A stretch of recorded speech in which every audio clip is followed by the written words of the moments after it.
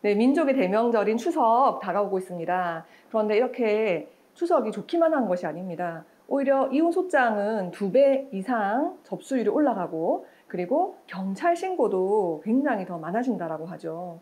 그렇다고 한다면 왜 추석에 이러한 고부 갈등, 가족 갈등이 폭발할까요?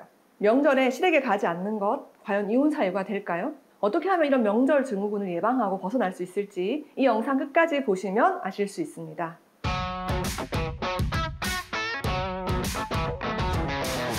선호빈 감독의 B급 며느리라는 다큐멘터리 영화가 있어요. 감독의 자전적인 영화인데 이제 결혼 7년 차 부부입니다. 아내는 대학 들어가자마자 사법고시 1차를 합격할 정도 똑똑한 분이었고, 근데 남편하고 결혼하면서 이제 공부도 포기하고 아이 키우고 또 며느리로서의 역할을 시작하게 되는 거죠. 그런데 어느 순간부터 삐그덕거리기 시작해요, 부부관계가. 그 두 사람 사이에 아들이 있는데 그 아들을 시댁에 보내면은 계속 시어머니가 내가 입혀 보낸 옷이 아니라 다른 옷으로 바꿔서 입혀 보내는 거예요. 그래서 이제 빈정상하기 시작했고, 시어머님은 아니 이 며느리가 그 시동생을 자꾸 뭔가 이름을 부르고 하대하듯이 대한다는 거예요. 그게 또 마음에 안 든다는 거예요. 그래서 이제 갈등을 겪다가 며느리가 이제 어머님 제가 보기 싫으면 저희 아들도 이제 못 보시는 거예요 라고 하면서 명절에 이제 안 가기 시작한 거예요. 아하. 시어머님은 아 이제 우리 손주도 못 보게 됐구나 하면서 막 눈물로 하소연을 하시고, 이런 두 사람 사이에서 이 감독이 굉장히 이제 갈등을 하고 우유부단한 이런 상황으로 관찰을 하게 되는데요. 아내분이 이렇게 말해요. 난 이번 명절에 시댁에 가지 않았다. 그래서 완벽한 명절을 보냈다. 당돌한 그런 며느리라는 거죠.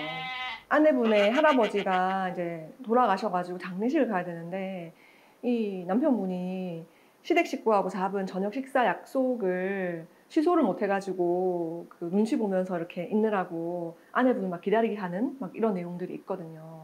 그렇다면 과연 내가 우리 시부모님이 날 시집살이 시킨다. 그래서 난 정말 꼴로 보기 싫고 너무 고통스러워서 난 명절 안 간다. 이러한 명절에 가지 않는 부분들이 과연 이혼 사유가 될 수 있을 것인가. 명절에 시댁에 안 가는 것이 이혼 사유가 되느냐라는 것은 단편적으로 볼 부분은 아니고요. 전체적인 사정을 다 살펴서 봐야 되는 부분인데, 이 케이스에서는 아내분이 모친과 시어머니와의 어떤 고부 갈등을 계속해서 겪어오고 그 과정에서 회복을 위한 노력을 했었으나 그게 잘 되지 않아서 이제 극단적으로 방문을 하지 않는 방식으로 진행되었기 때문에 이거를 무조건 아내분의 잘못이다라고 해가지고 이혼 사유다 이렇게 보기엔 좀 어려운 부분이 있어요. 실제로 그 다큐멘터리를 보면은 두 부부 사이는 굉장히 좋아요. 다만 그 며느리랑 시어머니 사이에 고부 갈등이 있을 뿐인 거예요. 근데 이게 재밌는 거는 이제 시어머니랑 며느리의 어떤 가치관의 차이가 큰 거예요. 그러니까 전통적으로 이제 우리 시어머님 나이의 세대 분들은 본인도 시어머님을 모셨었거든요. 그리고 대가족의 어떤 생활 형태의 삶을 살아오셨어요. 시부모님 생신상을 차리고 차례 음식, 제사 음식 하는 거 당연한 거였거든요. 그런데 요즘은 핵가족화 되었잖아요. 핵가족화된 삶의 패턴에 익숙한 MZ세대들 같은 경우에는 가정이라고 하는 거는 부모와 나와 형제 정도죠. 그리고 내가 결혼을 하면은 가정이라는 건 나랑 남편 그리고 자녀들 정도인 거지, 거기에 우리 부모님, 그다음 남편의 부모님과 가족들을 다 포함시켜서 생각하지는 않거든요. 그리고 또 그 남녀 평등에 대한 어떤 젠더 감수성도 좀 차이가 있을 수 있죠.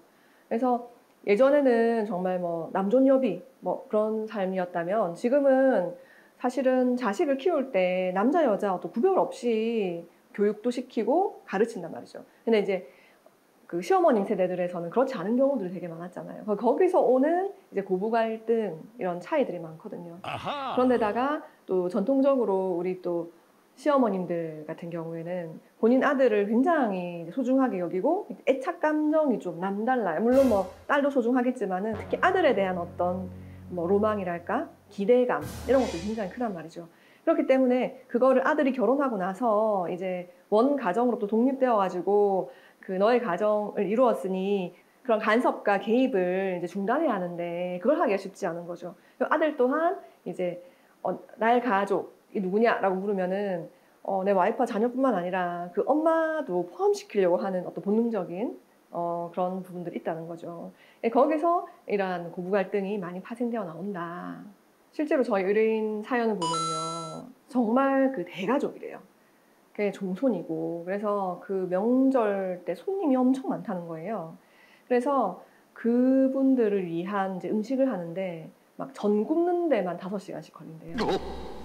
그런데다가 이제 손님들이 그 추석 명절 연휴 기간 동안에 계속 오시니까 그 설거지를 해내는데 정말 하루 종일 계속 설거지만 하면 하루가 다 간다는 거예요. 자, 나도 귀한 집 딸이었는데 그래서 공부하느라고 설거지도 할 줄도 모르고 그렇게 컸는데 갑자기 뭐 집안 살림이라든가 육아라든가 그다음에 차례상 차리기, 시부모님 봉양 이런 역할이 갑자기 강요된다라는 것이죠. 나에게는 그것이 당연하지 않은데 시어머님의 경우에는 그것을 당연하게 여기고 왜 제대로 하지 않느냐라고 하면은 그 가치관이 충돌될 때 이제 고부 갈등은 폭발하게 되는 거죠.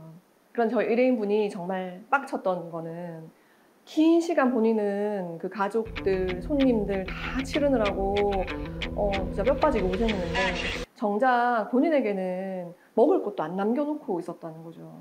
그리고 이제 친정에 가보고 싶어가지고 이렇게 어머님 저 친정 가고 싶어 이렇게 말을 하는데 아니 지금 손님들이 더 오실 건데 벌써 가면 어떻게 하느냐 더 자고 가라. 그리고 친정은 좀 다음부터는 좀 일주일 전에 미리 갔다 와라. 이렇게 말씀을 하셨다는 거예요. 가까이 사니까 친정은 미리 갔다 오면 되지 이렇게. 그러니까 저희 의뢰인분은 시어머님이 그렇게 야속하더라는 거죠. 본인도 똑같이 며느리였었던 적이 있었는데 말이죠. 내 조상을 치르는 것도 아니고 남편 조상 치르는데 내가 이렇게 희생을 해야 되냐. 그리고 만약에 그 과정에서 아이고 며느라 고생이 많다 이렇게 한마디 해준다거나 아니면 좀 옆에서 같이 거들어주는 사람이 있다거나 아니면은 빈말이라도 아유 그래도 이제 친정에 가봐야 되지 않겠느냐 이렇게 말을 해주시면 좋을 텐데 시어머님이 그러한 부분들을 며느리랑 상의하지 않고 일방적으로 독단적으로 결정해서 통보하듯이 말했다는 것들이 이제 가장 큰 서운함의 원인이었던 거죠. 그럼 우리 명절 증후군 어떻게 하면 예방하고 줄일 수 있을까요? 뭐 그런 것들 생각해 볼 수 있겠죠. 뭐 집안 분위기마다 다소 다를 수는 있겠지만 아침 설거지는 며느리가 했다고 한다면은 그죠. 저녁 설거지는 아들들이 좀 한다거나 명절 동안 아내분이 요리하고 설거지 하느라고 고생을 했다는 걸 아니까 남편분이 집에 돌아가서는 내가 일주일 정도는 내가 집안 살림을 할게 라고 한다든지 그런 배려들이 필요하지 않을까. 그리고 명절 당일에 항상 남편의 집에만 간다기보다는 서로 합의하에 한 번은 친정을 먼저 가도록 하고 한 번은 시댁에 가고 이렇게 서로를 배려하는 그런 의사결정을 하는 것도 하나의 방법이 아닐까 생각합니다.